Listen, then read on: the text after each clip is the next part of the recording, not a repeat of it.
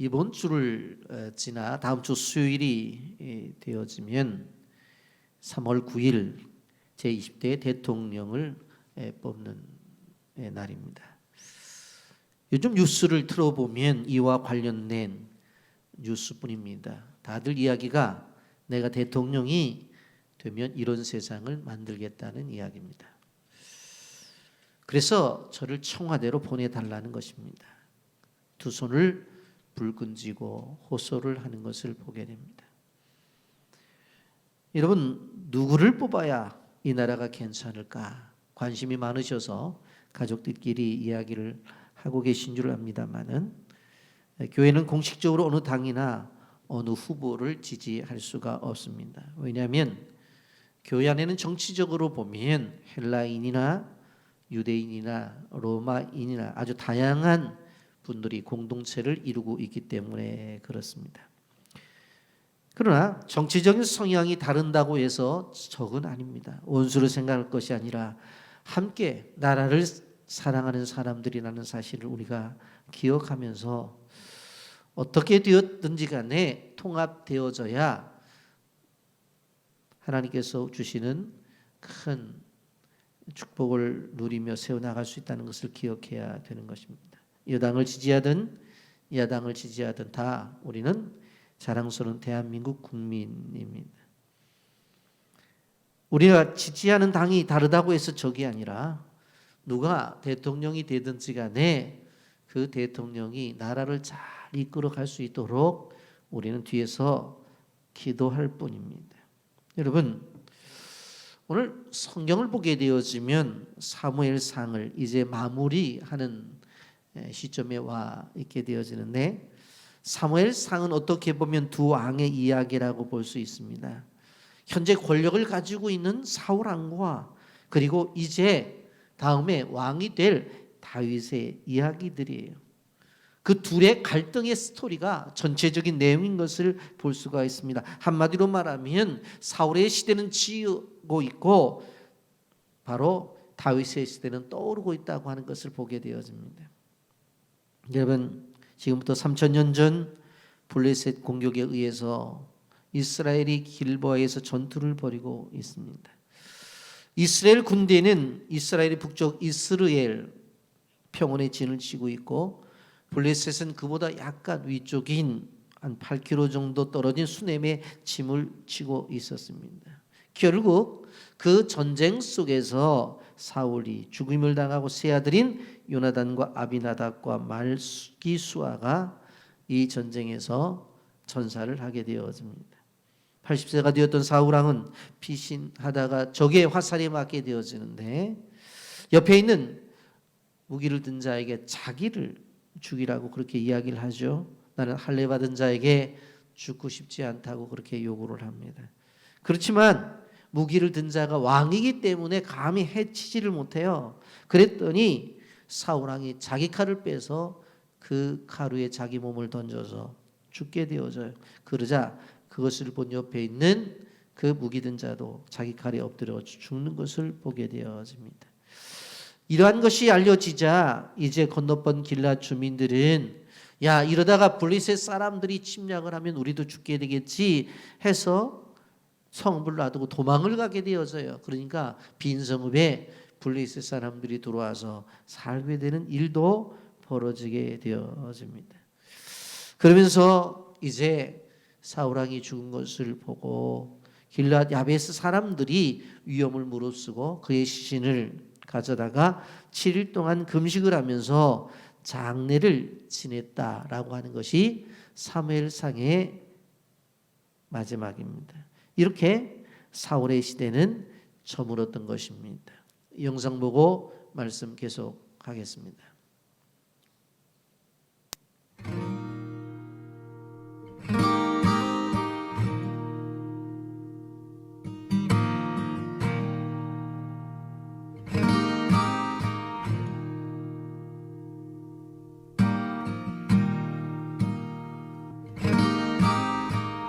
There's a true story of a small village in India. And in this village, there was this family that came to a saving faith in Jesus Christ as Savior and Lord.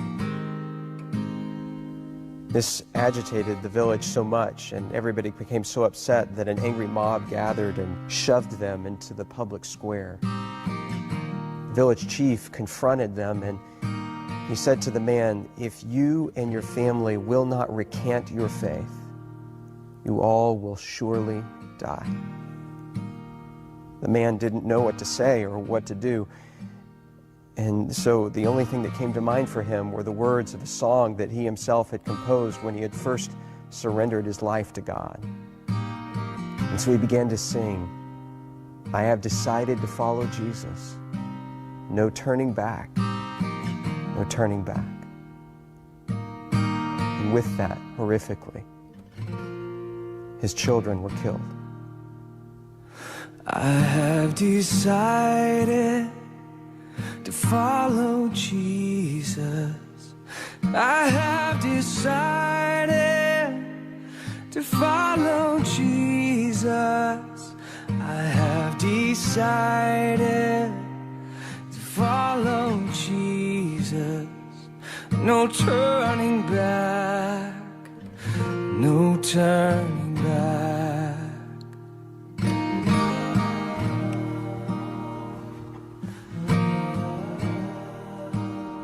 He was given another chance, this time with his wife's life on the line. And yet he continued to sing, "Though none go with me, still I will follow. No turning back, no turning back." Though none go with me, still I will follow. Though none go with me, still I will follow.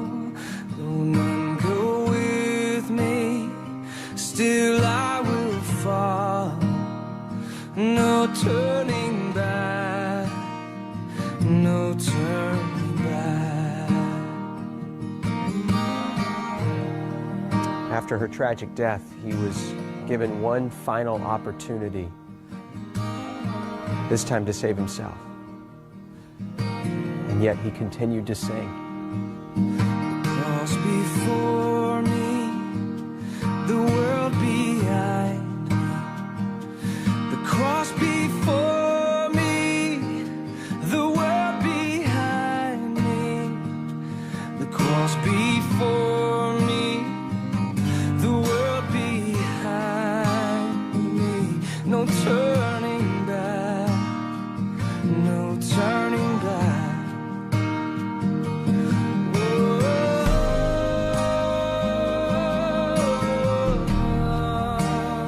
Even though that man and his family died on that day, something remarkable happened. A seed was planted in the heart of that village chief, a seed that began to grow over time, and eventually he called the community together in that very same neighborhood, in that very same square, and he renounced his former faith and declared his allegiance to Jesus Christ. And a celebration broke out in that moment, and the gospel began to flourish and to grow in that community, not just in that village, but across the whole region, because they had seen real faith, and they knew the true character of God because of a family that believed and sacrificed, even under the penalty of death. No turning back,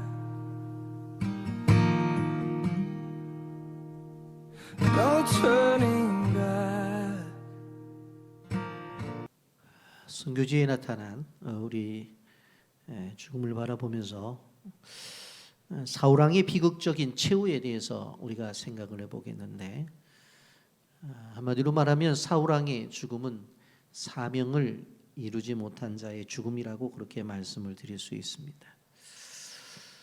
사울 왕은 비극의 주인공이라고 이렇게 말씀을 드릴 수 있습니다. 사실 사울 왕의 사명은 뭐예요? 이 사사 시대에서 왕정 시대로 넘어가는 바톤을 받는 사람이었어요. 여러분, 우리가 알다시피 사사시대의 특징은 사사기 21장 25절에 보면 그때 이스라엘에 왕이 없으므로 사람이 각기 자기의 소견에 옳은 대로 행하였다, 그렇게 말씀합니다. 기준이 없었어요. 자기가 기준이에요. 사회적으로, 도덕적으로, 윤리적으로, 신앙적으로 타락과 혼돈이 있었어요. 그런 시대 속에서 바로 하나님으로부터 선택받은 사람이 있었어요. 그 사람이 누구입니까? 사무엘 선지자예요. 여러분, 사무엘 당시에 이스라엘은 독특한 정치적인 구조를 갖고 있었습니다.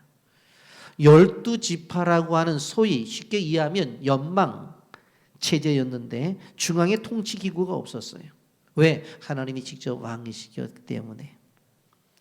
그렇다고 상비군이 있었던 것도 아니에요. 평상시는 각자 자기의 삶 속에서 터전에서 생활을 하다가 어떤 상황이 되어지면 하나님이 선지자를 세우고 사사를 보내서 그 임무를 감당하게 하여 그러면 사람들이 모여서 문제를 해결해요. 근데 이 사무엘이 세워졌는데 백성들이 사무엘에 대해서 문제 제기를 합니다. 그 이유가 뭐예요? 첫째, 나이가 많다는 거예요. 여러분, 사무엘상 8장 1절에 선지자 사무엘이 늙음에 그렇게 말하고 있고 8장 5절에는 당신은 늙고라고 말을 해요. 이제 나이가 들었으니까 물러나야 된다고 요구를 하는 것입니다. 여러분, 사무엘 입장에서 볼 때는 나이 든 것도 억울한데 지금까지 수고하고 애썼지만 이제 나이가 들었으니까 좀 물러나라는 이야기예요. 두 번째로 그 아들들의 자격이 없다는 거예요. 사무엘상 8장 5절에 보면 그에게 이르되 보소서 당신은 늙고 당신의 아들들은 당신의 행위를 따르지 아니하니 모든 나라와 같이 우리에게 왕을 세워 우리를 다스리게 하소서 한지라. 당신의 자녀들이 당신처럼 사역을 잘한다면 우리가 따르겠는데 당신의 자녀들은 그렇지 않다. 그렇기 때문에 당신들의 자녀들을 따를 수 없기 때문에 우리는 왕을 세워달라는 거예요. 여러분, 분명코 사실이에요. 아들들이 그렇게 잘하지 못했어요. 그런데 사무엘 선지자 앞에서 대놓고 이야기를 해요. 서운했을 거예요. 세 번째, 주변의 나라들처럼 왕이 있어야 된다는 것입니다. 여러분, 실질적으로 주변 나라들 보면 모압이든지 암몬이든지 왕을 중심으로 해서 침공해 들어온단 말이에요. 그러니까 우리도 왕이 있어야 막을 때 막고 또 침공할 때 침공할 것이 아니냐. 어떻게 생각해 보면 왕을 요구하는 것은 바로 애국심 같이 보여요. 그러나 성경은 애국심을 가장한 불신앙이라고 분명히 말씀하고 있습니다. 그래서 이런 요구 앞에 허락이 되어서 허락된 사람이 초대 왕이 사울이라는 말이에요. 여러분, 사울왕이 등장할 때는 얼마나 멋있었는지 몰라요. 사무엘상 9장 1절에 보면 기스의 아들이 있으니 그의 이름은 사울이요 준수한 소년이라. 이스라엘 자손 중에 그보다 더 준수한 자가 없고 키는 모든 백성들보다 어깨 위만큼 컸더라. 보기에도 멋있는 사람이었어요. 선택의 과정도 보세요. 사무엘상 9장 16절에 보면 내일 이맘때에 내가 베냐민 땅에서 한 사람을 내게로 보내리라. 너는 그에게 기름을 부어 내 백성 이스라엘의 지도자로 삼으라. 그가 내 백성 블레셋 사람들의 손에서 구원하리라. 내 백성의 부르짖음이 내게 상달하였으므로 내가 그들을 돌보았노라 하셨더니 그래. 분명코 그 하나님이 실질적으로 사무엘을 통해서 사울에게 기름을 붓게 되었을 때에 이미 메시지를 주셨어요. 베냐민 땅에서 한 사람을 보내겠다. 그에게 기름을 부어서 지도자로 삼아라. 그가 내 백성을 블레셋 사람의 손에서 구원하겠다. 우리는 뒤에 가서 보게 되어지면 블레셋 사람의 손에서 구원하는 것이 결국 블레셋 사람들의 손에서 그가 죽어요. 여러분, 사무엘상 10장 1절에 보면 이에 사무엘이 기름병을 가져다가 사울의 머리에 붓고 입맞추어 이르되 여호와께서 내게 기름을 부으사 그의 기업의 지도자로 삼지 아니하셨나니. 여러분, 사무엘 선지자가 기름을 부었기 때문에 그는 이스라엘의 왕이었어요. 이제는 이스라엘을 다스릴 지도자로 인정을 받았다는 거예요. 그렇다고 한다면 사울의 사명이 무엇이냐는 거예요. 여러분, 이스라엘의 왕은 다른 나라의 왕과 달라요. 여러분, 이스라엘의 왕은 하나님의 통치를 받아야 돼요. 하나님의 권위 앞에 절대적 순종이 있어야 돼요. 그분이 말씀하시는 대로 따라가는 게 이스라엘의 왕이에요. 그런데 그것이 어떻게 보면 철저하게 지켜야 될 그의 사명임에도 불구하고 사울은 실패를 해요. 그게 두 가지로 실패를 하죠. 사무엘상 13장에 보게 되어지면 블레셋이 침공을 하잖아요. 근데 불안한 거예요. 그래서 예배를 드리고 전쟁을 해야 되는데 선지자가 오지 아니하니까 자기가 제사를 드려요. 사무엘상 13장 9절에 사울이 이르되 번제와 화목 제물을 이리 가져오라 하여 번제를 드렸더니 그랬어. 그 번제를 드리기를 마치니까 사무엘이 왔다고 하는 걸 보면 약속한 날을 비껴나간 것은 아니라는 생각이 들어요. 근데 사울이 세 가지의 측면에서 사무엘에게 이야기하죠. 11절 보면 사무엘이 이르되 왕이 행하신 것이 무엇이냐 하니 사울이 이르되 백성은 내게서 흩어지고 당신은 정한 날 안에 오지 아니하고 블레셋 사람들은 mikmas에 모였음을 내가 보았음. 지금 전쟁이 일어나고 있는데 백성들은 무서워서 흩어지고 있습니다. 흩어지고 있습니다. 그리고 당신은 정한 날에 오질 않고 있습니다. 그리고 저 눈앞에 블레셋 군대가 있습니다. 그 두려워서 내가 제사를 드렸다는 거예요. 엄밀하게 따지면 제사를 드린 사명은 누가 해야 되는 거예요? 선지자가. 자기는 백성들을 데리고 나가서 전쟁을 해야 될 사명이 있는 건데 선지자가 할 그 사명까지도 자기가 하겠다고 한 거예요. 사명자로서의 실패입니다. 둘째는 사무엘상 55장에 가보면 아멜렉과의 전투 속에서 다 진멸하라고 말씀을 하셨어요. 그런데 자기 판단에 의해서 살려두는 것이 있었어요. 사무엘상 15장 8절부터 9절에 보게 되어지면 아말렉 사람의 왕 아각을 사로잡고 칼날로 그의 모든 백성을 진멸하였을 때 사울과 백성이 아각과 그의 양과 소의 가장 좋은 것 또는 기름진 것과 어린 양과 모든 좋은 것을 남기고 진멸하기를 즐겨하지 아니하고 가치 없고 하찮은 것은 진멸하니라 그랬어요. 그래서 물어보잖아요. 사무엘은 왜 이랬냐고. 왜 이랬냐. 그랬더니 이유가 뭐예요? 좋은 것들 하나님 앞에 제사를 드리려고 했다는 거예요. 말씀을 드렸죠, 여러분. 실질적으로 사울은 이스라엘의 왕으로서 철저하게 하나님 말씀 앞에 순종하는 것. 거기서부터 왕으로서의 사명을 감당하는 거예요. 여러분 우리가 생각해 보면 하찮은 것들은 죽이고 좋은 것들을 가져온 것이 실질적으로 무엇이 잘못이라는 거예요. 그런데 성경은 아주 엄청난 잘못이라고 성경은 지적하고 있어요.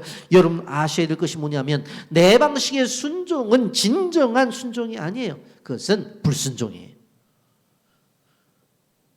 우리는 하나님의 뜻이라는 명목을 딱 내세워서 자기 생각과 자기 방법대로 순종을 해요. 그런데 성경은 그 순종이 아니라 그건 불순종이라는 거예요. 하나님은 왕이라 할지라도 그 왕은 하나님의 뜻 앞에 순종하기를 원하셨던 거예요. 이스라엘의 지도자는 다른 나라의 지도자와는 달라야 돼요. 다른 나라의 왕과 달라야 돼요. 신명기 17장 18절부터 20절까지 보면 그가 왕위에 오르거든 이 율법서의 등사본을 레위 사람 제사장 앞에 책에 기록하여 평생에 자기 옆에 두고 읽어 그의 하나님 여호와의 경외하기를 배우며 이 율법의 모든 말과 이 규례를 지켜 행할 것이라. 그리하면 그의 마음이 그의 형제 위에 교만하지 아니하고 이 명령에서 떠나 좌로나 우로나 치우치지 아니하리니 이스라엘 중에서 그와 그의 자손이 왕위에 있는 날이 장구하리라. 왕이 되면 하나님의 말씀을 항상 옆에 두라고 그랬어요. 옆에 두라고 그랬어요. 그리고 끊임없이 읽으라고 그랬어요. 그런데 사울이 왕이 되어서 그 행적을 보면 하나님의 말씀이 옆에 있다는 기록도 없고 그 말씀을 읽었다는 기록도 없어요. 사도 사울은 무엇이 문제입니까? 바로 하나님의 권위를 인정하지 않았다는. 말씀을 가까이 하지 않았다는 것은 하나님의 권위를 인정하지 않았다는 거예요. 하나님의 사람들은 세상의 사람들과 기준이 달라야 돼요. 돈에 대한 기준도 달라고 행복에 대한 기준도 달라야 돼요. 성공에 대한 기준도 달라야 돼요. 모든 것이 하나님 중심으로 되어져야 된다고 하는 것입니다. 여러분 우리가 세상을 살아가면서 기준이 세상 사람과 똑같은 기준을 갖고 있다면 사울의 실수를 반복하고 있다는 것을 우리는 기억해요. 우리는 하나님 앞에서 부르심을 따라 살아가야 돼요. 하나님이 주신 바 사명을 따라가는 존재가 되어져야 돼요. 그런데 사울은 그에게 부르신 부름에 소명이 있었고 사명이 있었어요. 근데 그는 그 사명을 저버린 것을 볼 수가 있습니다. 그래서 죽어요. 근데 그의 죽음을 보면서 한 가지 알아야 되는 것은 끝이 좋아야 되는구나. 한마디로 말하면 패배자로 죽지 말라는 것입니다. 더 나아가서 말씀드리면 사명자로 죽으라는 거예요. 오늘 우리가 영상을 보았습니다마는 어떤 존재로 우리가 죽음을 맞이해야 될 것인가. 사울의 최후의 모습은 비참했어요. 블레셋 사람들이 사울의 죽음을 보고 어떻게 했어요? 목을 베어가요. 그리고 남은 시신은 벳산 성벽에 못을 박아서 그냥 전시를 했어요. 사무엘상 31장 9절부터 10절입니다. 사울이 머리를 베고 그의 갑옷을 벗기고 자기들의 신당과 백성에게 알리기 위하여 그것을 블레셋 사람들의 땅 사방에 보내고 그의 갑옷은 아스다로 집에 두고 그의 시체는 벳산 성벽에 못 박음에 그랬어요. 목을 베어버렸어요. 그리고 그가 입었던 갑옷은 다 벗겨버리고 그리고 신당에도 보내고 여기저기 보내면서 이거 사울이 입었던 옷이라고. 그리고는 그의 시체는 벳산 성벽에 그냥 못 박아버렸어요. 여러분 끝이 좋아야 되잖아요. 그런데 사울은 그렇지 못하잖아요. 이런 그의 죽음을 보게 되어질 때 어떻게 이렇게 치욕적인 죽음을 맞이할 수가 있을까? 왜 왕이었는데, 그것도 이스라엘의 왕이었는데 왜 이러한 치욕적인 죽음을 맞이하게 되었을까? 그렇다면 군사적인 열세나 전략의 부재 때문에 그랬느냐? 성경은 그렇게 말하지 않는다는 거예요. 본질적인 원인이 있다는 거예요. 그것은 무엇을 말합니까? 사울은 하나님께서 자기에게 주신 왕권을 가지고 하나님을 영화롭게 하는 일들에 있어서 관심을 가진 것보다는 오히려 연약한 백성들을 위해서 자신의 모든 것을 내어놓는 것보다는 끊임없이 다윗을 잡으려고 이리저리 쫓아만 다녔던 것을 바라볼 수가 있습니다. 결국 하나님께서 너 그러면 안 된다고 옐로 카드를 주시잖아요. 안 된다. 결국은 나중에 그 경기에서 퇴장을 당해요. 그리고 퇴장당해도 말 안 들으니까 나중에 퇴출을 당해요. 완벽하게 이제 쫓겨나는 것을 보게 되었습니다. 역대상 10장 13절부터 14절부터 보세요. 사울이 죽은 것은 여호와께 범죄하였기 때문이라. 그가 여호와의 말씀을 지키지 아니하고 또 신접한 자에게 가르치기를 청하고 여호와께 묻지 아니하였으므로 여호와께서 그를 죽이시고 그 나라를 이스라엘 아들 다윗에게 넘겨주셨느니라. 역대상 10장에서는 정확하게 얘기하잖아요. 사울이 죽은 것 여호와께 범죄했기 때문에 그렇다. 죄 지어서 그렇대요. 그렇습니다. 우리가 생각해 보면 하나님이 그를 버린 게 아니에요. 그가 하나님을 먼저 버린 것이지. 그가 하나님의 말씀대로 따라가지 않고 하나님의 뜻대로 살아가지 아니하니까 하나님을 버리니까 하나님이 그를 버린 거지. 그래서 성경 분명히 말하잖아요. 그가 죽은 것은 여호와께 범죄했기 때문에 죽은 거예요. 여러분 우리는 족자 가운데 야곱이라고 하는 존재를 잘 압니다. 그는 요셉이 죽은 줄을 알고 인생의 후반기를 살아가요. 끝이 안 좋았죠. 사실은. 그런데 그의 인생을 보면 그렇게 안 좋게 끝나는 게 아니라 마무리를 얼마나 아름답게 마치는 것을 볼 수가 있어요. 긴 말씀입니다만 제가 한번 읽어드립니다. 창세기 47장 7절부터 보면 요셉이 자기 아버지 야곱을 인도하여 바로 앞에 서게 하니 야곱이 바로에게 축복하며 바로가 야곱에게 묻되 내 나이 얼마냐? 야곱이 바로에게 아뢰되 나의 길이 세월이 130년이니라. 내 나이가 얼마 못 되니 우리 조상의 나그네의 길이 연조에 미치지 못하나 험악한 세월을 보는 나이다 하고 야곱이 바로에게 축복하고 그 앞에서 나오니라. 요셉이 바로의 명령대로 그의 아버지와 그의 형제들에게 거주할 곳을 주되 애굽의 좋은 땅 리암셋을 그들에게 주어 소유를 삼게 하고 또 그의 아버지 그의 형들과 그의 아버지 온 집에 그 식구를 따라 먹을 것을 주어 봉양하였더라. 아들을 잊어버린 줄 알았는데 아들을 잊어버린 것이 아니라 요셉의 바로 애굽의 총리가 되어 있는 거예요. 그래서 초청을 받아 내려가요. 근데 야곱이 누구를 축복해요? 당시에 애굽의 왕이었던 바로 왕을 축복한다. 그리고 그 지역에서 가장 거주하기 좋은 곳 람셋을 주어서 그곳에 가서 생활을 하게 되었어요. 야곱의 인생을 바라보게 되어지면 형을 속이고 장가가를 탈취한 욕심쟁이였어요. 삼촌 라반의 집에 가서 결혼을 하는데도 속임을 당했어요. 그리고 4명의 아내 가운데서 가장 사랑하는 라헬을 먼저 잃게 되어집니다. 20년이 지난 다음 돌아올 때 형제들의 보복의 위험을 당하게 되었고 세겜 땅에 와서는 딸 디나가 성폭행을 당하는 어려움도 있었어요. 이 일로 인해서 그 아들들이 세겜상 남자들을 다 죽임으로 말미암아 그 살인극으로 얼마나 위험했어요.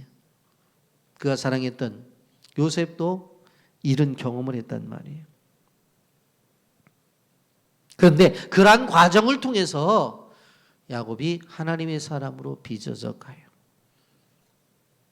그리고는 이제 나중에 보게 되어지면 바로를 축복하는 사람으로, 그리고 그의 아들 요셉이 총리가 된 것을 보면서 그 아들이 준비된 그 땅에 생활을 하면서 맨 마지막에 어떻게 해요? 그의 자녀들을 다 불러들이고 두 손을 들어서 하나하나 축복 기도를 하고 그의 인생을 마치는 것을 볼 수가 있습니다. 여러분, 참된 복된 성도는 야곱처럼 인생의 마무리에 있어서 아름답게 이 땅을 떠나는 성도가 아름다운 사람이에요. 그런데 사울은 실패해요. 그래서 우리는 사울을 반면교사 삼아야 된다는 것입니다. 그런 이유가 뭐라고요? 사명의 자리에서 떠났기 때문에 그래요. 사명의 자리에서 떠났기 때문에. 여러분, 배우 가운데서 고인이 된 김영애라고 하는 분이 계십니다. 췌장암으로 돌아가셨죠. 우리나라의 대표적인 배우였는데 마지막 작품이 월계수 양복점이라고 하는 작품입니다. 근데 그 작품은 사실 췌장암을 앓고 있을 때 진행을 했었는데 이 작가나 PD한테도 잘 알리지 않았어요. 마지막에 가서 알게 되었지. 그 사실을, 그 이야기를 보면서 제가 야, 이분 대단한 사람이다. 그러면서 끊임없이 뭘 위해서 기도했어요? 이 드라마가 작가가 쓰는 마지막 때까지 자기가 살아있어야 된다고 하나님 앞에 기도를 드렸어요. 그런데 그가 돌아가시기 전에 마지막 인터뷰가 우리는 우리의 신금을 울려요. 뭐라고 말했냐면 내가 후회가 된다고 하는 것은 내가 하나님을 너무 늦게 만났다는 것이다. 좀 더 하나님을 일찍 만났더라면, 좀 더 하나님을 일찍 만났더라면, 그러면서 맨 마지막에 뭐라고 얘기해요? 좀 더 다른 삶을 살았을 텐데. 내가 좀 더 하나님을 일찍 만났더라면 좀 더 다른 삶을 살았을 텐데, 그 다른 삶을 살았을 텐데라는 말이 뭐예요? 하나님이 부르신 그 부름에 대한 사명대로 살았을 텐데 내가 너무 늦게 만나서 많이 하나님 일을 못했다는 그 이야기예요. 여러분, 지난주에 저는 한 슬픔에 죽은 집사님의 문자를 보고 깜짝 놀랐어요. 우리 교회 유튜브에 들어와서 아멘 아멘 하던 그 이순희 집사님이라고 하는 분. 사실은 병원에 입원해서 암 수술했어요. 그리고 퇴원 날짜 된다고. 제가 왜 이분을 기억하냐면 다른 목사님이 이제 자기 교회는 출석을 시킬 수가 없다고 그러면 이 가장 가장 좋은 교회를 좀 소개해달라고 그래서 우리 교회를 소개해줬어요. 그러니까 코로나 시대가 되었으니까 교회 출석을 못했잖아요. 그러다 보니까 이분이 이제 교회 한번 오겠다고 그런 상황 속에서 사실은 교회 뭐 등록이 된 상태는 아니에요. 근데 그러니까 이제 재작년에 추수감사 줄 때 과일이 들어왔는데 오해는 하지 마세요. 저는 우리 교회 30년 역사상 추수감사 줄 때 과일 8박스 들어온 것이 처음이었어요. 사실은 많이 들어와야 2박스 정도. 근데 보니까 뭐 이순희 씨라고 하는 분이, 그럼 얼굴도 모르죠, 누군지. 근데 그분이 이제 얘기를 들어보니까 제 설교를 들으면서 은혜를 너무 많이 받고 하루에 2번, 3번씩 듣고 어떤 설교를 갖고 눈물을 흘리면서 듣는다는 거예요. 참 그렇구나. 나도 한번 만나 뵙고 싶다구나. 근데 뭐 교회가 지금 코로나 시대니까. 그 1년 지나고 2년이 지나면서 이제 이거 너무 오래돼서는 안 되겠다. 그래서 전 목사님한테 한번 가서 만나 뵈라고 그래서 한번 식사를 하고 그러고 나서 이제 그 뒤에 이제 병이 들어서 수술을 한다고. 그러고 나서 작년에도 과일 8박스를 또 보내왔어요. 8박스를. 그러니까 실질적으로 우리가 그거 가난한 사람들 그리고 양지 캠퍼스에 우리 외국인 학생들 다 그거 나눠서 보내주고 어려운 교회들까지도 또 박스로 해서 다 보냈잖아요. 사실은 그 8박스가 그리고 8박스도 여러분들 과일이 우리나라에서 가장 비싼 과일들만 골라서 보낸 거예요. 자, 이분은 어떻게 이렇게 신앙생활을 할까? 목사님 저 암들한테 기도 한번 해달라고 뭐 기도해 줬죠. 수술하고 나서 퇴원 날짜 잡아놓고 바로 돌아가셨어요. 지난 주간에. 저는 그분의 죽음에 대해서, 근데 그분 조카가 간호사인데 들어보니까 신앙이 아주 좋아요. 저한테 전화가 왔는데 우리 고모 너무 행복하게 돌아가셨습니다. 왜요? 그랬더니 마지막에 빛의 교회를 만나가지고 늘 레시바로 말씀을 들으면서 이 말씀 들어보라고 그 조카가 아니 여기 사니까 가까운 교회 좀 추석하자, 우리 교회 좀 나가자. 그래서 자기가 나가는 교회를 한 2번 정도 모시고 갔대요. 그런데 여기 등록 안 하겠다고. 내가 말씀 듣는 게 있다고. 그러면서 저한테 오히려 고맙게 얘기를 해요. 물론 교회는 그 이야기를 듣고서 조화를 보는, 조카도 몰랐대 이렇게 일찍 돌아가실지. 자기가 간호사니까 그래도 몇 년 더 사시겠지 그렇게 생각을 했다는 거예요. 뭐 병원 차도도 다 보고 그랬으니까. 근데 갑자기 행복하게 돌아가셨다. 그러면서 저한테 그래요. 목사님 좋은 말씀 주셔서 감사합니다. 우리 고모가 마지막 인생의 마지막 부분에 말씀 속에서 돌아가셨습니다.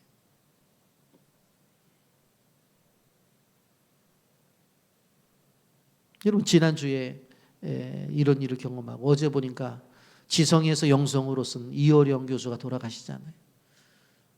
그분이 대표적인 게 뭐예요? 70이 넘어 예수 믿은 사람으로, 그러면서 좀 더 예수를 일찍 믿었더라면 하면서 그가 연명치료를 거절하잖아요. 병원의 치료를. 하나님이 주신 생명대로 살겠다. 연명치료를 거절을 하고 하나님이 주신 생명대로 살겠다고 그가 하면서 이제 89세에 어제 보니까 돌아가셨는데, 그 책이 저도 읽어봤습니다만은 지성에서 영성으로. 여러분 우리는 사울의 죽음을 보면서 사명을 갖고 죽는 게 얼마나 중요한가. 여러분 본 사울의 최후를 보세요. 31장 3절부터 6절에 보면 사울이 패전하며 활 쏘는 자가 따라잡으니 사울이 그 활 쏘는 자에게 중상을 입은지라. 그가 무기를 든 자에게 이르되 내 칼을 빼어 그것으로 나를 찌르라. 할례받지 않은 이가 와서 나를 찌르고 모욕할까 두려워하노라. 하나 무기를 든 자가 심히 두려워하여 감히 행하지 아니하는지라. 이에 사울이 자기의 칼을 뽑아서 그 위에 엎드러짐에 무기를 든 자가 사울이 죽음을 보고 자기 칼 위에 엎드러져 그와 함께 죽으니라. 사울과 그의 세 아들과 무기를 든 자와 그의 모든 사람이 다 그날에 함께 죽었더라. 아니 화살에 맞았어요. 그러고 나서 뭐라고 말해요? 옆에 있는 청년한테 야 나를 죽여달라. 할례받지 않은 자에게 나는 죽고 싶지를 않아. 여러분 얼마나 멋있는 모습이에요. 얼마나 보기에는 신앙적인 고백 같아요. 그런데 보십시오. 그것이 이루어지지 않으니까 자살해 버려요. 그러니까 사울은 가짜라는 거예요.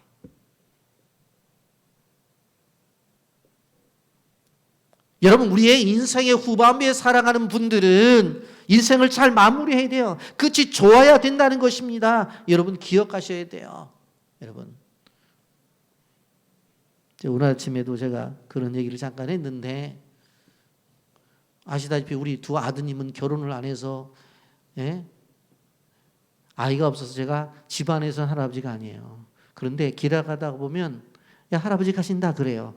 그래서 저는 이미 사회적 할아버지가 됐어요. 집안의 할아버지는 아닌데 사회적 할아버지, 사회에서 다 저보고 할아버지래. 그러면 인생의 후반기를 늘 생각해야 된다. 죽음을 어떻게 죽어야 될 건가. 그게 뭐예요? 사명 안에서 죽어야 돼요. 명지대 김익환 교수는 이런 얘기를 했어요.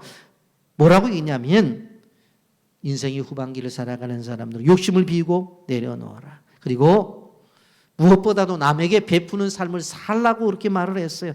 그렇기 때문에 후반전을 위해서 살아가는 사람들은 좀 더 다른 사람을 돌아보고 좀 더 열반까지 봐야 돼요. 그래서 저는 감히 주문을 해요. 나이가 들수록 더 단기 선교에 열심히 참석을 하셔야 돼요.